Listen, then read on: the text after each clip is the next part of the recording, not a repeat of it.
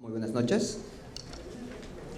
La Cámara Peruana del Libro les da la bienvenida a la 21ª Feria Internacional del Libro de Lima. Usted se encuentra en el Auditorio César Vallejo. Les agradecemos apagar sus celulares y disfrutar de esta presentación. Leer está en tus manos. A continuación nos encontramos aquí presentes para el conversatorio Cuando la literatura y la vida son lo mismo. Una conversación con la gran poeta colombiana Piedad Bonet. Nos acompañan en la mesa la poeta. Ella es galardonada poeta, dramaturga y narradora, autora de distintas novelas como Después de todo, Para otros es el cielo, entre otras. En su poesía sobresalen De círculo y cenizas, Todos los amantes son guerreros, Las herencias y explicaciones no perdidas. Su memoria, Lo que no tiene nombre, es un hito de la no ficción en Colombia. Modera la mesa el señor Carlos Sotomayor, periodista y escritor. Ha escrito en los diarios Correo, Expreso y El Peruano. Ha colaborado en la revista El Buen Salvaje. Administra el blog literario Letra Capital en lamula.p y conduce el programa de televisión por internet Jardín de Libros. Lo recibimos con fuertes aplausos, por favor.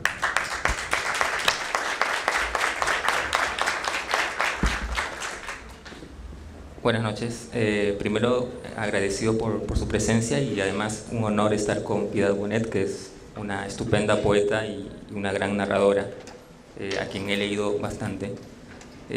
Yo quisiera hacer una especie de travesía al pasado, Piedad, no sé si te parece interesante, y encontrar cómo fue tus primeras aproximaciones a los libros, digamos. ¿Cuáles fueron esas primeras lecturas que de repente te empiezan a impactar y por las que finalmente te haces una gran lectora?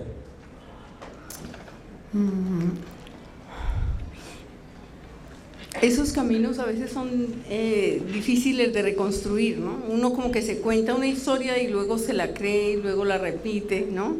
Entonces la voy a contar así, sabiendo que es un poquito, todo lo que es memoria es un poquito ficción, ¿no? Yo soy de un pueblo, la hija mayor de un matrimonio conformado por una maestra y un hombre que, sin tener directamente que ver con la literatura, siempre fue muy buen lector, pero sobre todo como de revistas, libros de divulgación, etc. Y en mi casa estaba una colección que precisamente mi papá nos compró, que es El Tesoro de la Juventud. Yo viví 7 años en ese pueblo, y yo creo que yo debí empezar a adorar la literatura a través de los cuentos de tipo fantástico que aparecían en El Tesoro de la Juventud. Después he confirmado que muchísimos escritores de mi generación aprendieron a leer y amaron la literatura a través de esa colección, que yo creo que aquí en el Perú también tuvo que existir, una colección española. Sí, claro. Sí.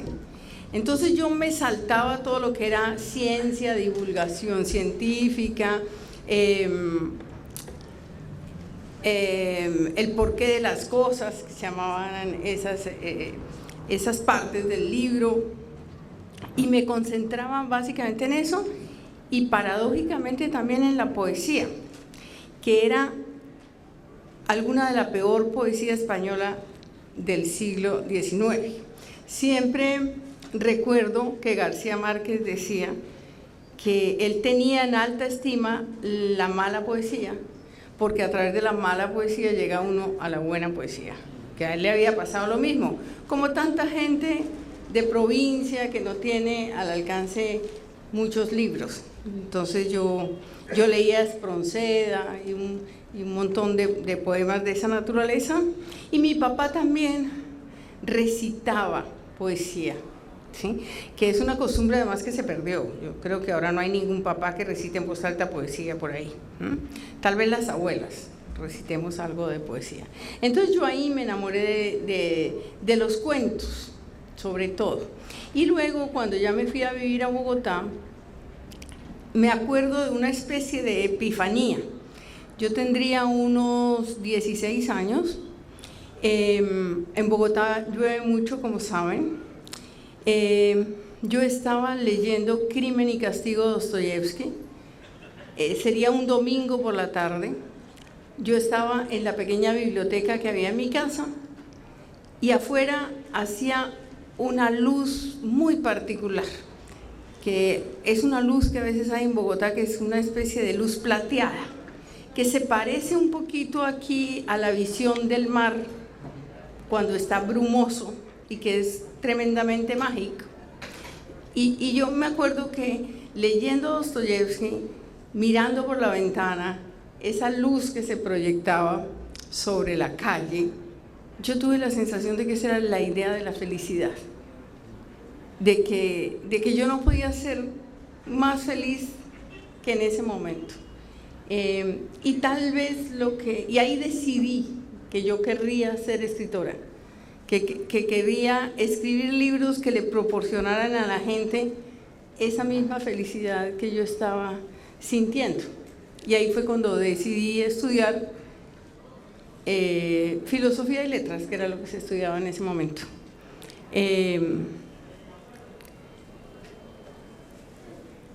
Lo que pienso es que estudiar filosofía y letras no lo hace uno escritor, ¿sí? Esa es una de las opciones posibles: entrar a la universidad, estudiar literatura, aprender un montón de cosas. Eso de pronto precipita unos procesos, ¿no? En realidad a mí la universidad me frenó mucho, porque en el momento en que yo entré no estaba como ahora, no era tan natural escribir dentro del aula. Por el contrario, uno estudiaba literatura y estaba proscrito escribir cuestiones de ficción. La idea era que nos estaban formando para ser maestros y críticos. De manera que yo me hice tan hipercrítica de mí misma que luego me metí, fue como en un atolladero, y duré como unos años en parálisis creativa. Me tocó hacer luego, digamos, todo un proceso para volver a salir de ahí. Pero bueno, digamos que esos dos momentos, el de la infancia y ese momento de la lectura de Dostoyevsky, fueron seguramente los que fueron definitivos para que yo me dedicara a la literatura. ¿Y cómo fue ese proceso de romper ese entrampamiento que habías tenido en la escritura? ¿Cómo lograste vencer eso, ese escollo que se te había presentado? Sí, cualquier respuesta que te dé a eso seguramente que es simplista, ¿no es cierto? Porque eso no se consigue con la mera voluntad. Yo me casé muy joven, cuando estaba en tercer semestre en la universidad. Tuve una primera hija muy joven y de repente me vi metida en un matrimonio y en una vida que de pronto no era la que yo habría querido tener, y entré como en una especie de conflicto, ¿sí? Y no hay nada más productivo que el conflicto para la literatura. Entonces, así como había escrito en la adolescencia, que yo creo que es donde uno verdaderamente empieza a escribir, porque es donde uno está confrontándose con el mundo, con la autoridad, está preguntándose quién es uno, está muy descontento siempre de su cuerpo y de su físico que está en evolución, ¿sí? Así como en la adolescencia, yo volví a escribir a instancias del desacuerdo con el mundo que empezaba a tener, ¿sí?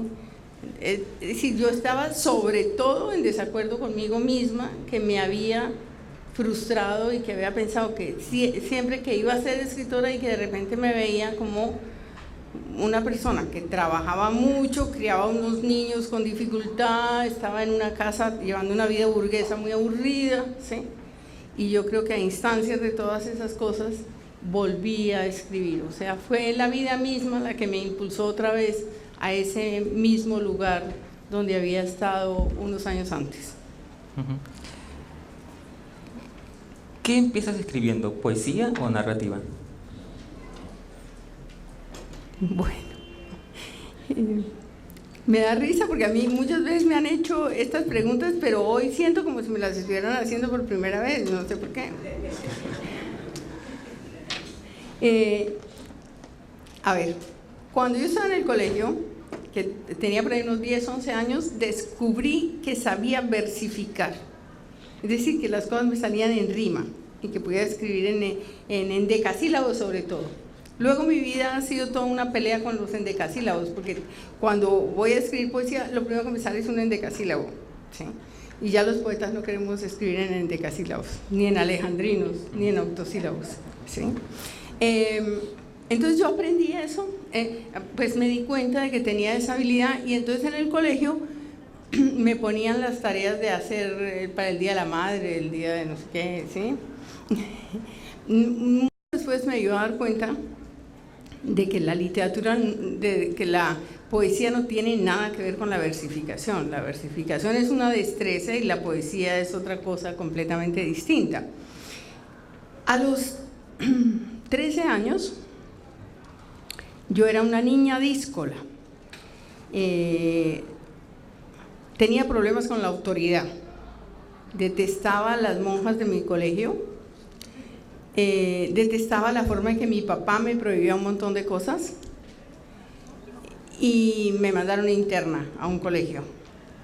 O sea, una torpeza de mis papás que tuvo sus buenos frutos. No solo porque de alguna manera sí me aconducté, sino porque me mandaron a otra ciudad y allá pues yo sentí eso que tiene que ver con el ostracismo. Y de alguna manera era una forma de abandono, ¿sí? Entonces hice un ejercicio de introspección y empecé a escribir poesía ya en serio, a leer un poco de poesía, a escribir poemas que aspiraban ya a ser literatura. Pero también resulta que yo entré a la universidad comenzando los años 70. Y acuérdense todo lo que estaba pasando en los años 70. Estaba el hipismo floreciendo extraordinariamente, pero estaba la guerra del Vietnam, y en América Latina se afianzaba todo el pensamiento de izquierda inspirado por la Revolución Cubana. Entonces a mí me toca una universidad en efervescencia. Yo estudié no en la universidad pública, sino en la universidad privada, pero paradójicamente las universidades privadas, no sé qué pasaría aquí en el Perú, pero esos fueron procesos similares en estos países, se contagiaron de esa especie de militancia. Entonces yo nunca he sido militante, pues no me gusta la militancia en ningún sentido, ni en el feminismo, ni en... No quiere decir que no sea feminista, sino que no me gusta militar, ¿sí? Tampoco podía militar porque yo era ya una mamá con unos niños, pero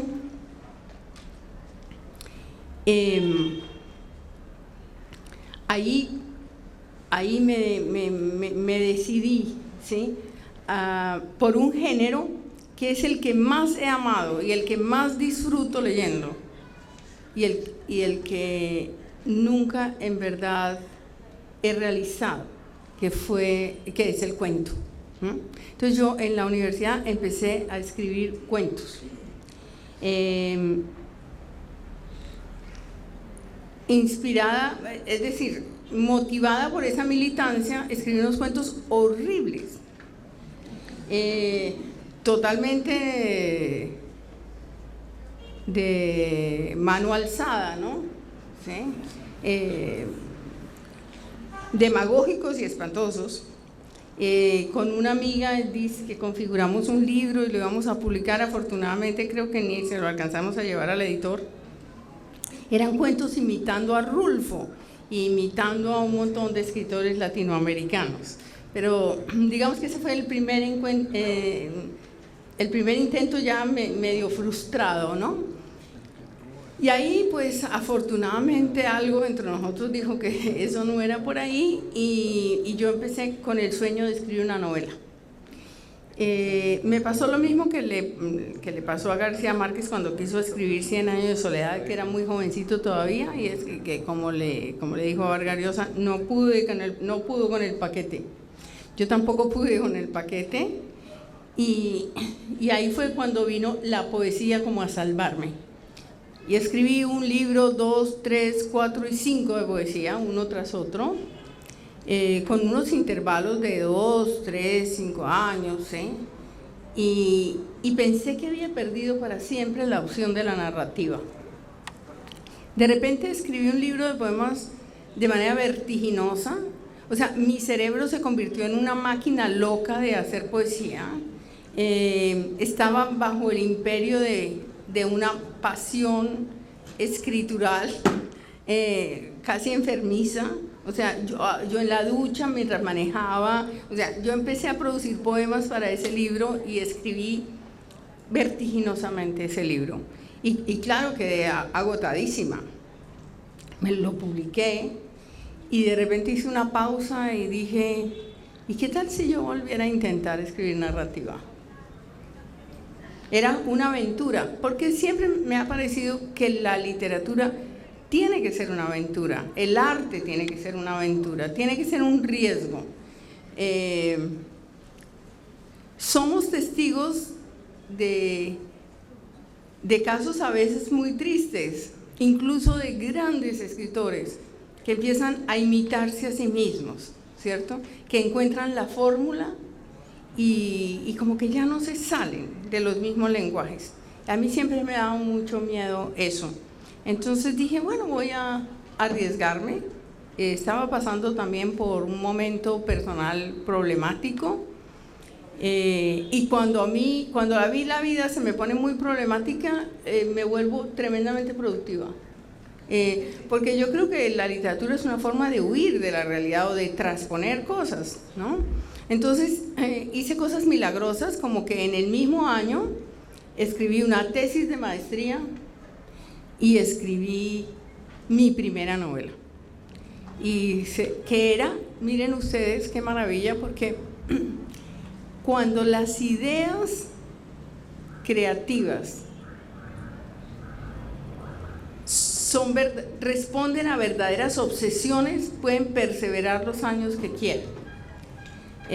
Por ejemplo, el poeta Giovanni Quesep, uno de nuestros grandes poetas,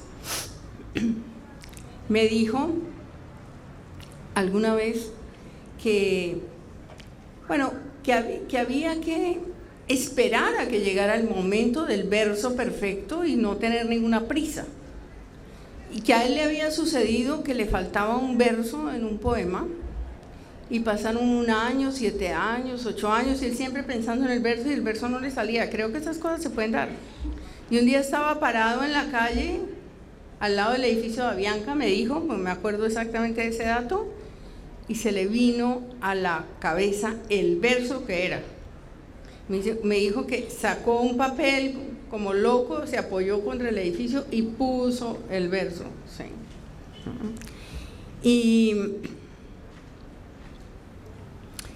Y a mí me pasó eso, ¿no? Que la idea que había tenido a los 19 años para escribir una novela y que la retomé a los 20 y pico y que no me funcionó, se me volvió a aparecer cuando tenía 40 y pico de años. O sea, dije, esa novela todavía la quiero escribir. Claro, ya había pasado tiempo suficiente. Primero porque yo fui profesora en la universidad, durante 32 años fui profesora. Y fui profesora de narrativa y de poesía. Y lo que hace un profesor de narrativa es, de alguna manera, disectar los libros tratando de no matarlos, ¿no? ¿Sí? Como hacer una lectura recreada con los estudiantes. Entonces yo había aprendido mucho ya de novela. Me senté, la escribí, se la presenté a Alfaguara, muy temerosa, y me puse a esperar, que es lo que uno hace con un editor, ¿sí? Y por ahí unos 7 meses después me dijeron que me la iban a publicar. Había sido tan apasionante escribir esa novela que me envicié a la narrativa y entonces ya no pude parar, no he podido volver a parar. Entonces empecé a escribir poesía, novela, poesía. No quiero decir alternando, no, simultáneamente, pero de eso me gustaría hablar un poquito más despacio, porque la mente funciona completamente distinto cuando uno escribe novela, cuando escribe poesía. Hay unos mecanismos muy raros, muy particulares en la cabeza. Eso justamente te quería preguntar, porque digamos, yo en mi faceta de periodista he entrevistado a novelistas y a poetas, ¿no? En tu caso eres poeta y narradora. Y claro, son procesos completamente distintos, ¿no? Los poetas, por ejemplo, me cuentan que escriben generalmente escriben a mano, por ejemplo, ¿no? Es una primera versión. Y los novelistas tienen otro proceso. ¿Cómo es en tu caso esta diferencia entre la escritura en sí de poesía y cuando te metes a hacer una novela? Bueno, yo podría hablar muchísimas horas sobre eso, pero pues claro que no. Voy a tratar de ser lo más sintética posible, porque además yo escribo novela, poesía, teatro, y tengo una columna todos los domingos en un periódico. O sea, que tengo muy distintas formas de escritura. Entonces comienzo por la poesía. El poema nace, y pues esto no es romanticismo, nace como una pequeña iluminación.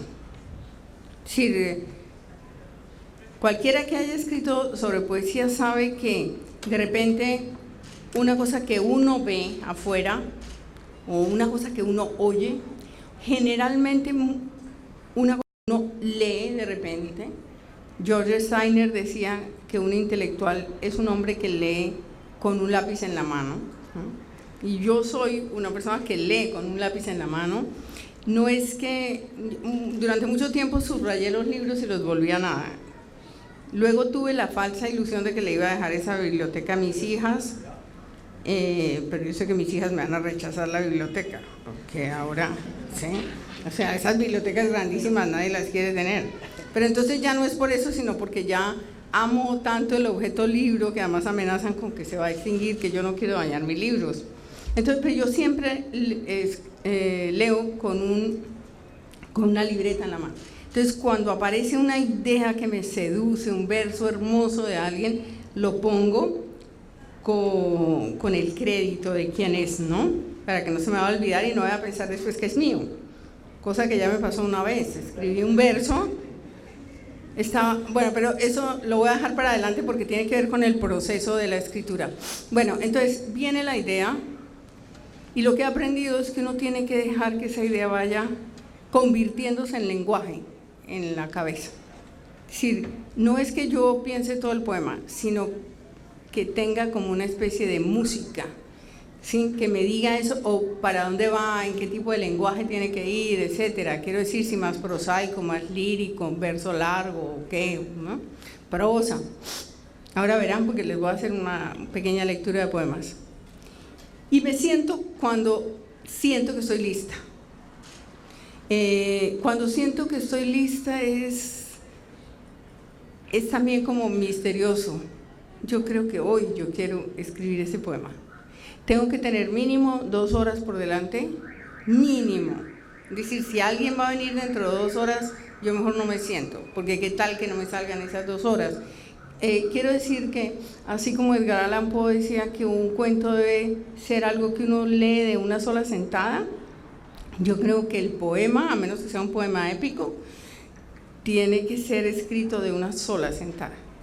Entonces me siento cuando no esté muy cansada y escribo el poema. Yo creo que el acto de escribir el poema exige un tipo de concentración muy distinta de la prosa. Es como una especie de introspección. Por eso yo no puedo oír música, por ejemplo, mientras estoy escribiendo un poema, porque yo estoy construyendo una música para el poema. Y el pensamiento fluye de una manera muy libre, de una manera completamente asociativa, se vuelve completamente pensamiento simbólico, de manera que uno tiene la sensación, y creo que de ahí nace todo lo que han dicho acerca de la poesía, Platón, etcétera, como si estuviera poseído, ¿no? Tan poseído que un día me salió ese verso y yo tuve la sensación de que eso yo no me lo había inventado, que eso era de otro, ¿no? Es más, tenía la sensación que era de Juan Manuel Roca. Entonces, de miedo a que después me dijeran plagiaria, ¿sí? Me tocó empezar a leer toda la poesía de Roca a ver si era que yo me había, ¿sí?, copiado ese libro, ese verso, y resultó que no, ¿sí?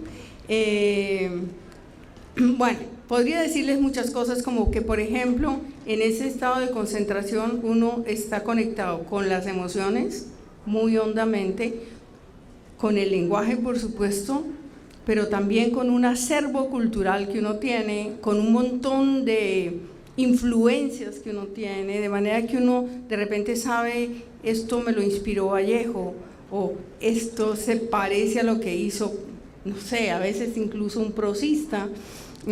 O sea, es un proceso entre la racionalidad y la oscuridad de una creación que uno no sabe exactamente de dónde viene. La novela es una cosa completamente distinta. También aparece así milagrosamente como una idea. Yo siempre digo que cuando yo digo, uy, eso sería una novela buenísima, me estoy condenando a trabajos forzados. Yo sé que es como una especie de condena que viene, porque escribir una novela lleva mínimo un año, pero en mi caso casi siempre 2 años. La única obra que escribí así vertiginosamente fue cuando se murió mi hijo, y escribí ese libro testimonial sobre esa muerte, que lo escribí en 6 meses, ¿sí? Pero con jornadas larguísimas que también no quería ni parar. Entonces la novela tiene un problema. La novela tiene el problema de que en ciertos momentos uno se aburre de lo que está escribiendo, porque, como dijo alguien, tiene que decir, la marquesa salió a las 5, ¿sí? O sea, hay momentos en que le toca describir unas cosas para que la gente entienda, ¿sí? Que son perezosas. Claro, pero también hay un consejo: si tú te estás aburriendo de lo que estás escribiendo, el lector también se va a aburrir. Entonces quiere decir que uno tiene que buscar recursos para salvarse de eso. A mí me gusta escribir novelas, no prosa poética, no engañar al lector. Cuando yo escribo una novela, es una novela. Bueno, y la novela exige lo siguiente: continuidad. Entonces, Darío Jaramillo decía que los poetas somos básicamente perezosos. O sea, escribimos un poema hoy y podemos escribir el otro dentro de 8 días o 15, y en un año tenemos un libro, facilito, ¿sí? En cambio, el novelista tiene que trabajar, para que, además, tiene que tener conciencia de absolutamente todos los detalles, para que no le pase como le pasó a Don Quijote, que le robaron a Sancho el burro en la primera parte y apareció montado en él en la segunda. Esas cosas pasan, pero a Cervantes se lo perdonamos, pero puede que a nosotros no nos lo perdonamos. Entonces uno trabaja con investigación, con muchos. Ahí Google es fabuloso, ¿sí? Porque ¿qué árboles hay en la sabana? Uno no puede, si está escribiendo sobre Bogotá, no puede escribir sobre un árbol que solo sea en Egipto, no sé, cosas así, que porque sonó lindo el nombre, no, tiene que ir, ¿sí? No es que yo haga realismo puro, pero de todas maneras hay un cierto compromiso con la verosimilitud. Y entonces, cuando yo me siento a escribir ya, digamos, el capítulo de mi novela, lo que hago es releer las 2 primeras páginas. A eso llamo calentamiento.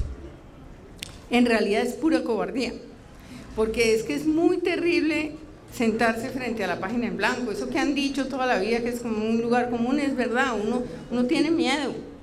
Entonces, releerse es como relajarse, y sobre todo corregir es una cosa deliciosa. Corregir es muy rico. Porque además sí es como que uno se está dando, hay una oportunidad antes de llegar a donde tiene que llegar.